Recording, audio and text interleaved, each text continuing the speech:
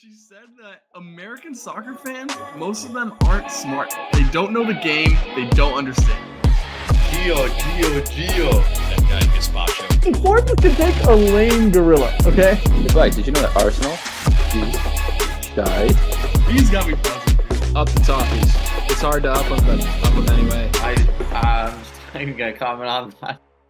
Nick, we are going to get into your favorite part and also your least favorite part of this pod. We are talking about Tottenham Hotspur, who have just lost to Manchester City. Now, on a normal day, that might make Nick, our Arsenal fan, quite happy.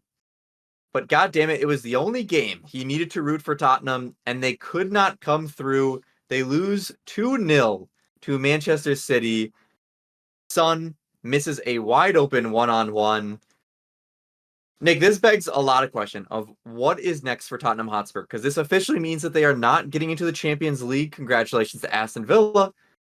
But Ange Postecoglou had this team in first in the league. They were looking incredible. The high press was working for the first part of the season, and the second injury struck, it all fell apart, and it fell apart hard. They are no longer going to be in the Champions League after that crazy run of form. This game, obviously, it's versus Man City. You can't blame them that much, but man, they had their chances. They had their chance to come out with at least a result here.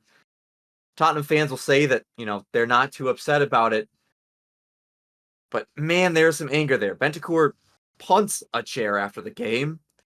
Ange Postecoglou in the post-game press conference said that both interior and exteriorly, the fundamentals, the foundation of the club is not right. Essentially making a jab that the fans have been really just all on Tottenham to lose this game to make sure their rivals Arsenal do not win the title.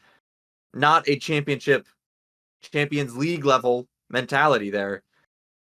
What is next for Spurs, do you see here, Nick? Because it seems like they had things going for them and they're just not there yet. Is it just investment, or is there something else that needs to change at Tottenham Hotspur fundamentally?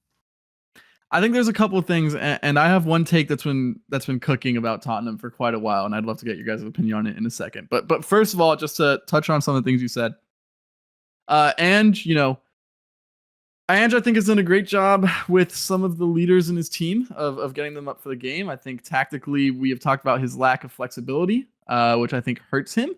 But I do not think that mindset is anything that is wrong with him or with his guys on the team, because he's inherited a lot of deadwood, let's be honest. So I have very few questions about Ange and a whole lot of questions about Tottenham.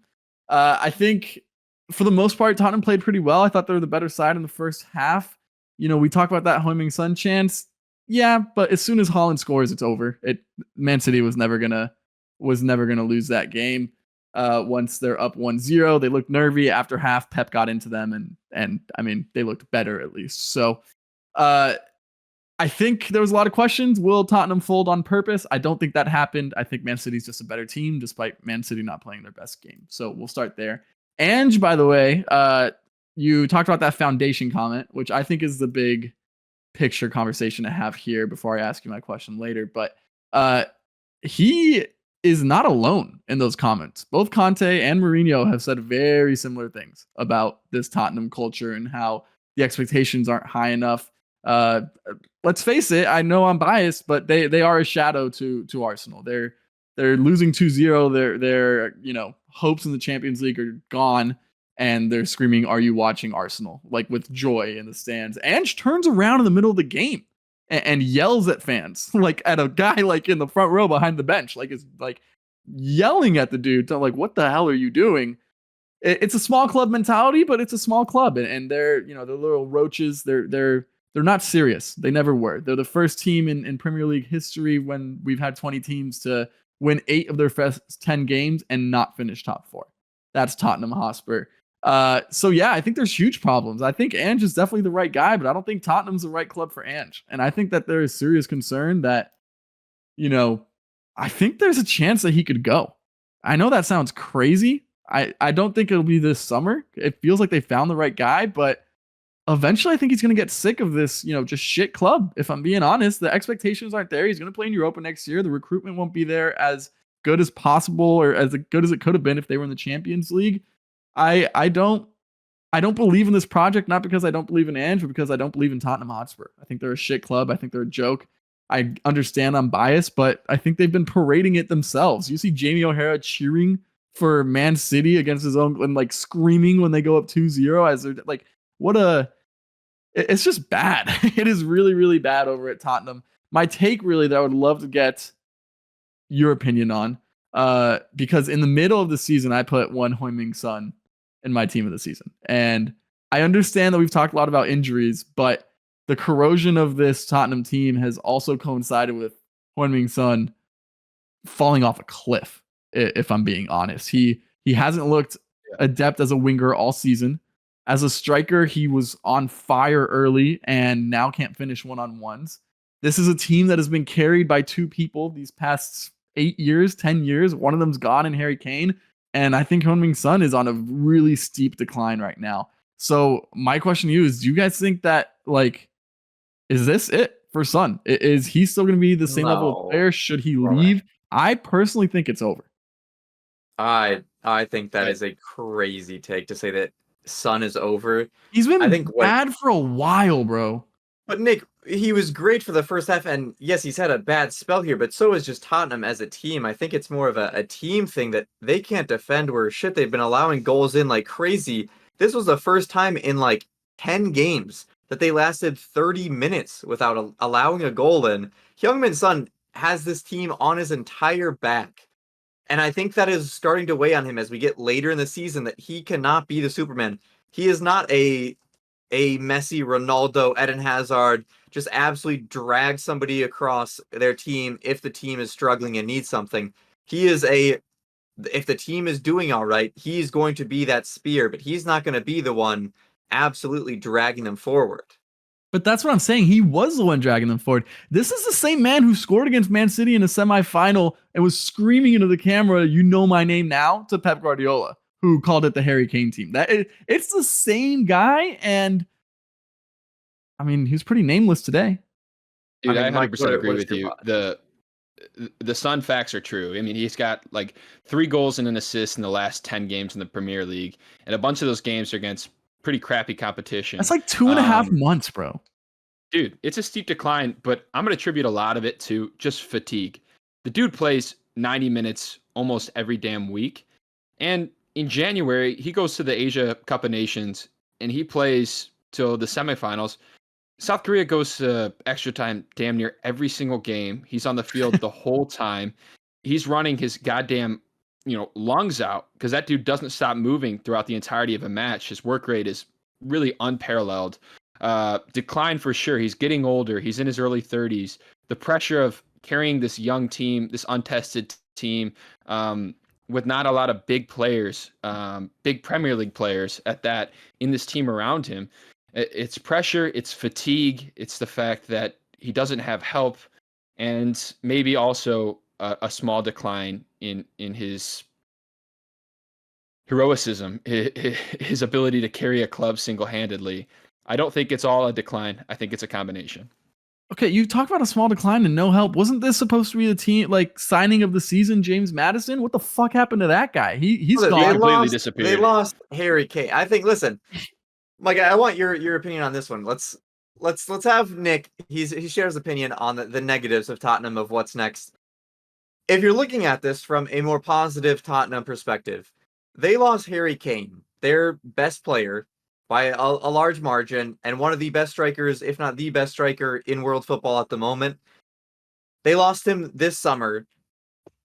Ange Postecoglou comes in. It is his first summer with the team. They bring in James Madison, yes, but it's not like he's had, summers and a lot of time with this project. They looked promising to start. And I think the obvious sign was that they did not have the depth. And that goes a little bit with it being his first summer. He didn't have all his players that he would have wanted. So if you're looking at it from that perspective, this is a positive sign. They were fighting for Champions League. He doesn't have the players he really wants. It's obvious that some of these players are not up to what Ange Postecoglou's standards are. it's obvious that sometimes the fans are not up to the standards that he wants, and he has to mold this culture as he moves forward. Is 5th place getting Europa League after losing Oh. your best player Loser talk. that bad? Yes, I understand it's not a winner mentality, but in a first year of a project, is it that bad to look at it as something optimistic? There's two answers to this. At the beginning of the season, what I expected Exactly. Tottenham to do, 5th place is great. I think they overperformed from what I was thinking with these other teams. But with the context of the entire season, the way they imploded, the way they started losing games, abandoning their play style, not listening Their to their form. manager, their form just as a whole. Are you It's a saying pretty that 4 poor- losses out of 5 is bad, Nick? Apparently, red is not as good as green. We're just finding that out in match week 37. Listen, Yeah, I it think is I, been a tough I time. think Mike hit the nail on the head. You can't put the expectations from last summer onto the expectations of what's actually been going on. And what's actually been going on is they choked the hell out of the way out of this top 4 spot. Okay, that's issue number 1. So in my opinion, yes, they underachieved the same way Liverpool underachieved because their expectations changed. That's just my opinion. Okay, if you want to look at the bigger picture, fine, you can do that, but that doesn't mean that they didn't choke away at the end of the season, both those clubs. 2, do you really think, Flags, that it's like the whole mentality of the club is not an issue? That as long as Ange has the right No, I guys, think it is.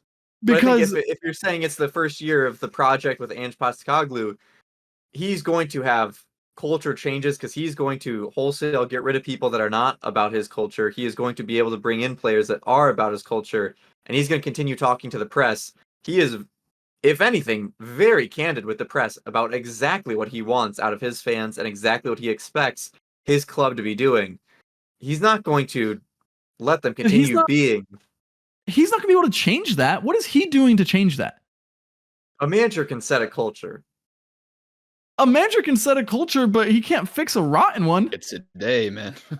Listen, I don't know. I don't know. I think, what's his ceiling? What's his cap at Tottenham? What's the best Ange can do at Tottenham? Champions League. And maybe a third Carabao place, Cup. second place. He can get top 4 and he can win a Carabao Cup.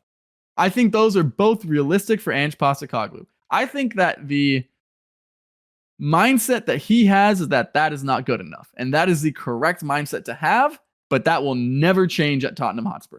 Never. Agreed?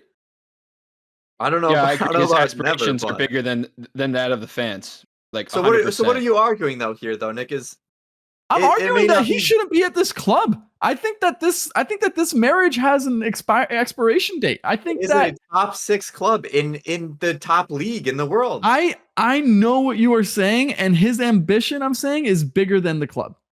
And I think that will always be true because I think that, again, we had this conversation last week, but the importance of top 4 of Champions League football at your club, forget playing on a Tuesday or Wednesday, the financial, the recruitment response, the belief that the players get. How do you think those players are feeling right now? You see Bentancur just like kicking the shit out of a chair. Like they are down. They know they choked this away, and they only have themselves to blame.